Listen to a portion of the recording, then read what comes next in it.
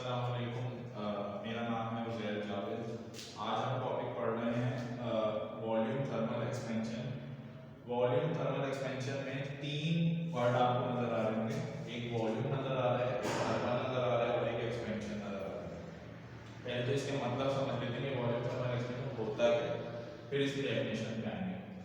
Volume thermal expansion में volume जो है, वॉल्यूम तो सभी को पता होता है। वॉल्यूम क्या चीज होती है? किसी भी चीज की कैपेसिटी को वॉल्यूम कहा जाता है। फॉर एग्जांपल कोई रूम है, उसके अंदर जितनी कैपेसिटी है वो वॉल्यूम है उसका। इसी तरीके से कोई ग्लास है, उसमें कितनी कैपेसिटी है पानी रखने की, तो वो उसका वॉल्यूम कहलाता है। थर्मल का मतलब होता है heat. Thermal means heat, heat means गर्मी, यानी कि थर्मल का मतलब होता है गर्मी। एक्सपेंशन का मतलब होता है एक्सपेंड होना, यानी कि फैलना, एक्सपेंड। तो इस ये तीनों मिलकर एक नाम बना देंगे वॉल्यूम थर्मल एक्सपेंशन। यानी कि आप किसी भी चीज को आप हीट करें और उसके वॉल्यूम में इजाफा हो जाए, या वॉल्यूम यूं कह लें कि वॉल्यूम एक्सपेंड हो जाए, तो उसे हम कहते हैं वॉल्यूम थर्मल एक्सपेंशन। सही है। फॉर एग्जाम्पल हमारे पास एक ट्यूब है,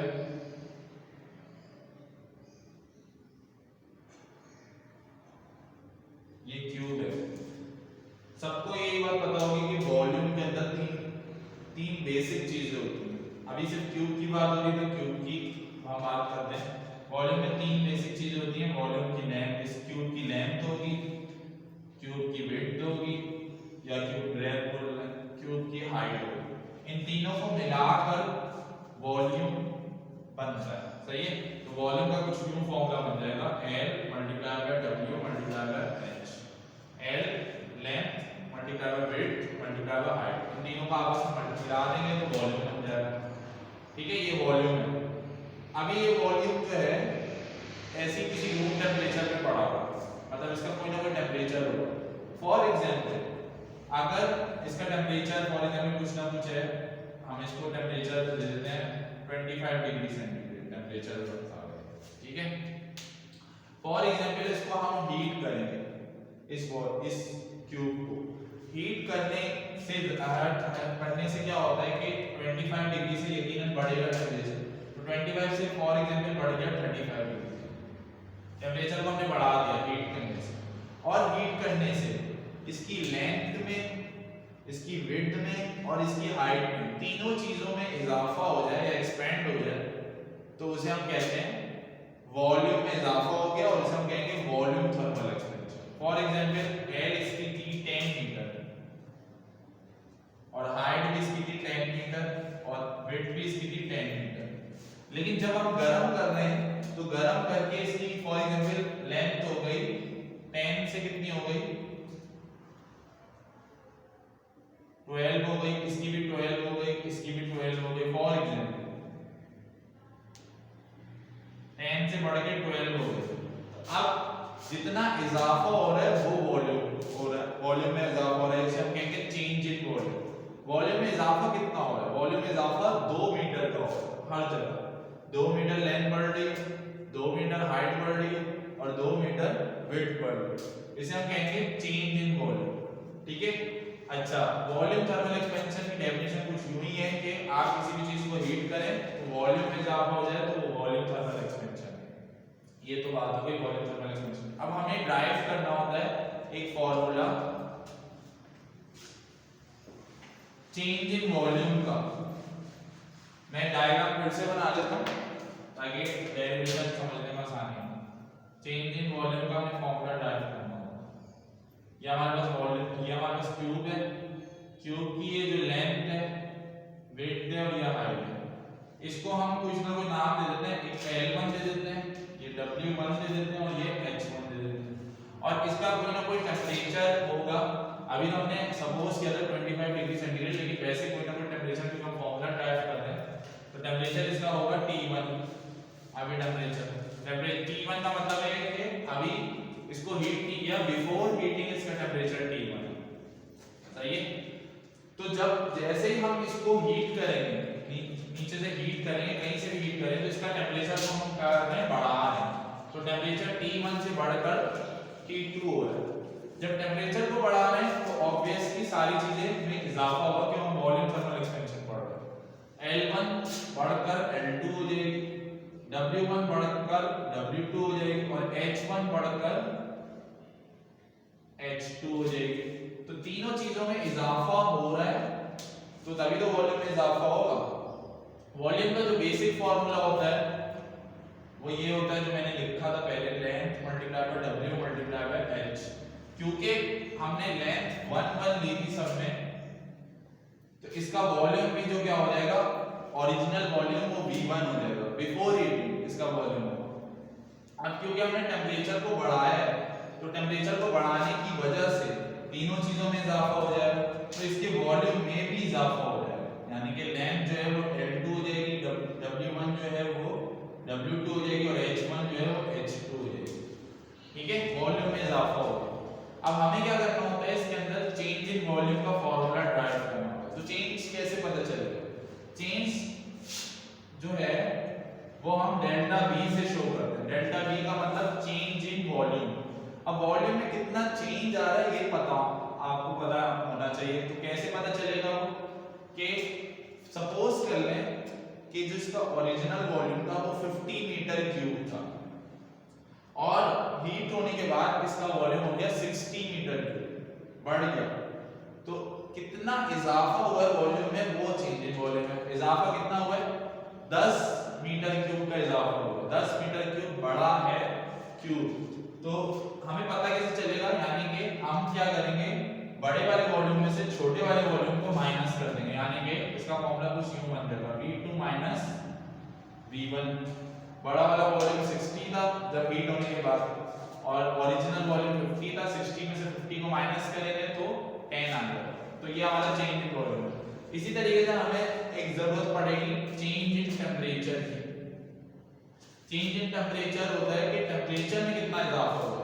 फॉर एग्जांपल इसका अभी टेम्परेचर है 25 degree centigrade before heating, T1 जो है वो 25 डिग्री सेंटीग्रेड है और T2 जो है वो 35 डिग्री सेंटीग्रेड है। तो टेम्परेचर में कितना इजाफा हुआ है वो चेंज इन टेम्परेचर। टेम्परेचर में 10 डिग्री सेंटीग्रेड का इजाफा है, यानी कि बड़े वाले टेम्परेचर में से छोटे वाले टेम्परेचर को माइनस कर देंगे। तो इसका भी फॉर्मूला कुछ यूं बन जाएगा T2 माइनस T1। अब जब हम ये एक्सपेरिमेंट कर रहे हैं तो हमें एक बात का अंदाजा हो जाएगा कि जितना आपका ओरिजिनल वॉल्यूम होगा उतना ज्यादा आपका चेंज इन वॉल्यूम जनरेट होगा। कैसे? अगर ओरिजिनल वॉल्यूम आपका छोटा है तो आपका चेंज इन वॉल्यूम भी कम होगा, इतना ज्यादा नहीं होगा। और अगर फॉर एग्जांपल आपका वॉल्यूम बड़ा है किसी चीज का, कोई बड़ी चीज का आप को हीट कर रहे हैं तो उसका चेंज इन वॉल्यूम भी ज्यादा ही होगा। कैसे पता चलेगा? फॉर एग्जांपल अगर इस क्यूब का जो वॉल्यूम है वो 10 मीटर क्यूब है, सही है, V1 10 मीटर क्यूब है, तो जब हम जब इसको हीट करेंगे तो 10 मीटर क्यूब से कोई 50 मीटर क्यूब तक थोड़ी पहुंच जाएगा। ये कम से कम एक मीटर क्यूब बढ़ेगा तो 11 हो जाएगा, ज्यादा से ज्यादा 11 हो जाएगा। इतना इजाफा थोड़ी होता है कि 10 से 20 या डबल हो जाए वॉल्यूम, डबल कभी भी नहीं होगा, थोड़ा सा इजाफा। इसी तरीके से अगर मैं किसी बड़े वॉल्यूम को ले लूं, 100 मीटर क्यूब को ले लूं, तो उसको आप जब हीट करेंगे तो उसके वॉल्यूम में एक नहीं तो कम से कम 10 का फर्क हो जाएगा, 10 का चेंज इन वॉल्यूम आ जाएगा। तो इससे ये बात पता चली कि जितना ज्यादा ओरिजिनल वॉल्यूम होगा उतना ज्यादा चेंज इन वॉल्यूम आएगा। मतलब चेंज इन वॉल्यूम अगर इन दोनों का निकालें तो चेंज इसका आ रहा है 1 मीटर क्यूब और इसका चेंज आ रहा है 10 मीटर क्यूब। तो दोनों का अगर कंपैरेटिवली देखेंगे तो आपको ये बात अंदाजा हो जाएगा कि इसका चेंज इन वॉल्यूम कम है और इसका चेंज इन वॉल्यूम ज्यादा है। तो ओरिजिनल वॉल्यूम पे डिपेंड करता है चेंज इन वॉल्यूम। तो ओरिजिनल वॉल्यूम जितना ज्यादा होगा उतना ही चेंज इन वॉल्यूम होगा। तो ये देखेंगे तो हम इस नतीजे में पहुंचे कि चेंज इन वॉल्यूम जो है वो डायरेक्टली प्रोपोर्शनल होता है ओरिजिनल वॉल्यूम, यानी कि जितना ज्यादा ओरिजिनल वॉल्यूम उतना ही ज्यादा चेंज इन वॉल्यूम।